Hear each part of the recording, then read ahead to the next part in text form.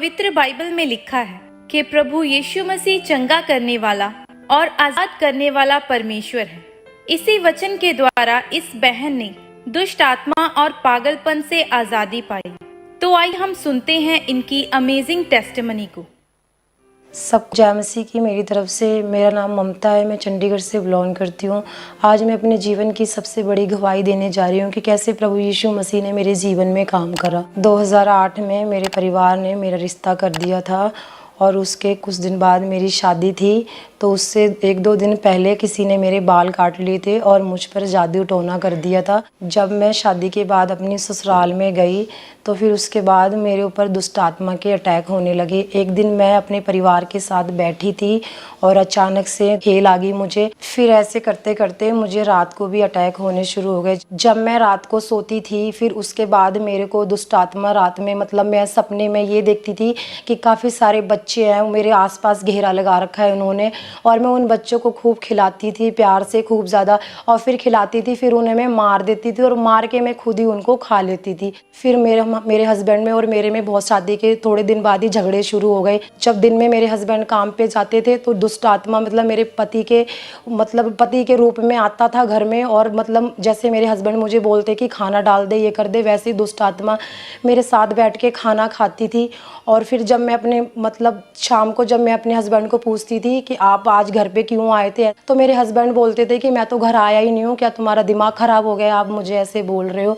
तो मैं बोलती थी ऐसे आप झूठ बोल रहे हो, आप आए हो और आप झूठ क्यों बोलते हो, मैंने तो आपके लिए खाना भी बनाया। फिर एक दिन मैं अपने मायके गई तो मैंने अपने मायके में जाके अपनी मम्मा को बताया कि मम्मी वहाँ ससुराल में मेरे से ऐसे ऐसे अटैक होते हैं। ऐसे ही जब मम्मी के घर गई उन लोगों ने भी मेरा विश्वास नहीं करा। फिर जब मैं मम्मी के घर गई तभी भी मेरे साथ ऐसे थे, जैसे मेरे भाई थे, मामा के रिश्तेदारों के लड़के होते थे, जब वो मेरे पास आते थे बैठते थे तो थोड़ी देर बाद वो शैतान उनके रूप में फिर दुष्ट आत्मा आ जाती थी।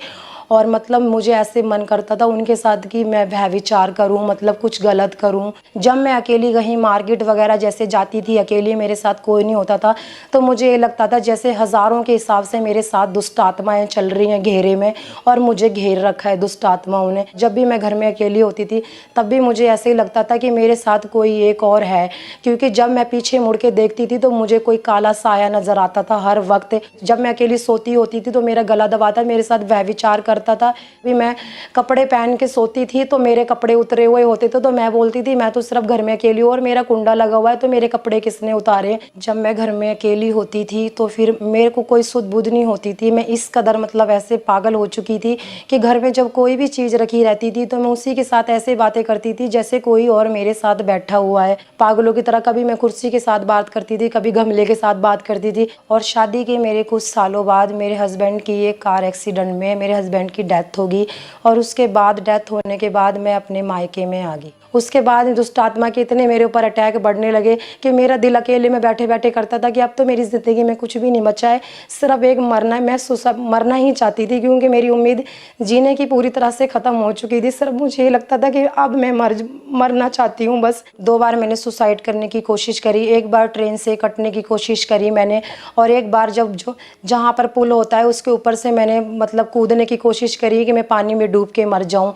फिर ऐसे मैंने 2 बार अपने आप को मारने की कोशिश करी। फिर घर में जब मैं अकेली होती थी तो दीवारों में अपना सर मारती थी, कभी अपने चाकू से भी हाथ काट लेती थी मैं, क्योंकि मैं मरना चाहती थी पूरी तरह से। मैं डिप्रेशन में थी। एक बार जब घर में कोई नहीं था तो मैंने पंखे में दुपट्टा बांध के अपना गले में मैंने दुपट्टा बांध लिया और स्टूल में नीचे पैर से गिराने वाली थी।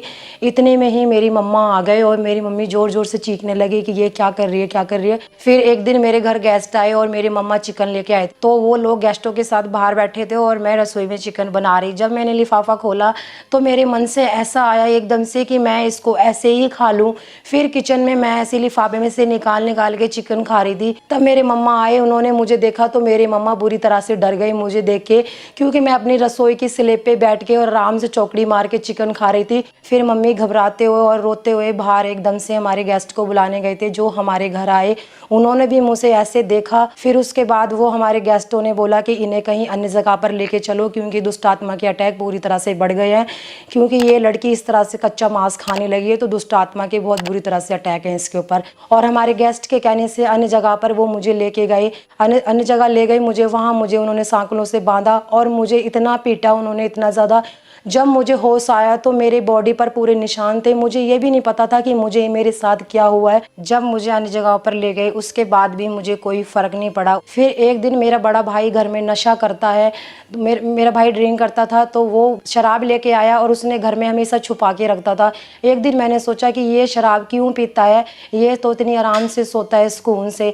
तो मैंने एक दिन उसकी शराब को उठा के, और वो पूरी एक बोतल थी जो मैंने पी ली और उसके बाद मतलब मैं नशे में थी उस वक़्त। तो मुझे एकदम अच्छी से नींद आई और मुझे अच्छा लगा। और फिर जब मैं सुबह उठी तो मतलब मुझे लगा कि नशा करके मुझे शांति मिलती है। तो हर वक्त मुझे ऐसी लत लग गई कि सिर्फ मैं नशा ही हमेशा ड्रिंक करती रहती थी। उस तरह से डिप्रेशन के साथ साथ पूरी तरह से मैं पागल हो चुकी थी, सुध बुध गवा चुकी थी। और फिर उसी के साथ साथ मेरे जीवन में बीमारियां एंट्री कर गई। मैं पहले मेरे पेट में दर्द होता था, फिर पेट के दर्द से मुझे टाइफाइड हो गया। टाइफाइड के होते होते फिर मुझे निमोनिया हो गया, और निमोनिया होते होते फिर मुझे टीवी हो गया।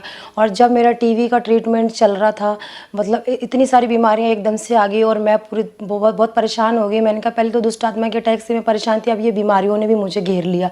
फिर जब एक दिन मैं टीवी की दवाई लेने के लिए गई तो 5 महीने से मुझे ब्लड की वॉमिटिंग आ रही थी। तो मैंने डॉक्टर को कहा कि सर मुझे 5 महीने से ब्लड की वॉमिटिंग आ रही है, और मुझे दिन भर में 15-20 बार वॉमिटिंग आ जाती थी जब भी मैं कुछ खाती थी, और मेरे बाल भी बहुत ज़्यादा झड़ने लगे थे। मेरी चेस्ट में से ना जब मुझे ब्लड की वॉमिटिंग आती थी तो मुझे ब्लड के ना टुकड़े निकलते थे मुंह से, जैसे ब्लड जम जाता है ना फिर उसके टुकड़े बन जाते, ऐसे मेरे मुंह से टुकड़े निकलते थे।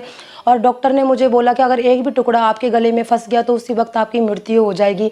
तो फिर मैं इतनी ज़्यादा डर गई थी। मैंने कहा डॉक्टर कहता है कि टीवी तो सबको होती है पर ऐसे ब्लड किसी को नहीं आता, इसीलिए उसने मुझे 100% कैंसर के चांस बताए थे कि कैंसर 100% ऐसे। जब मैं अकेली घर में मतलब बैठे रहती थी, मैं टेंशन में थी, बीमारी की टेंशन थी, मेरे को लगता था अब मैं बचूंगी नहीं। फिर जब मैं बैठती थी तो दुष्ट आत्मा मेरे साथ ऐसे बैठती थी जैसे मेरे साथ कोई और मनुष्य बैठा है। फिर मेरे से बात करती थी और इतने बड़े बड़े उसके सीन होते थे, और उसके मुंह से ऐसे ब्लड निकलता रहता था, मुंह से ब्लड गिराता रहता था। जब मेरा पागलपन इतनी हद तक बढ़ गया था कि मेरे घर वाले मुझे घर से बाहर भी निकलने नहीं देते थे।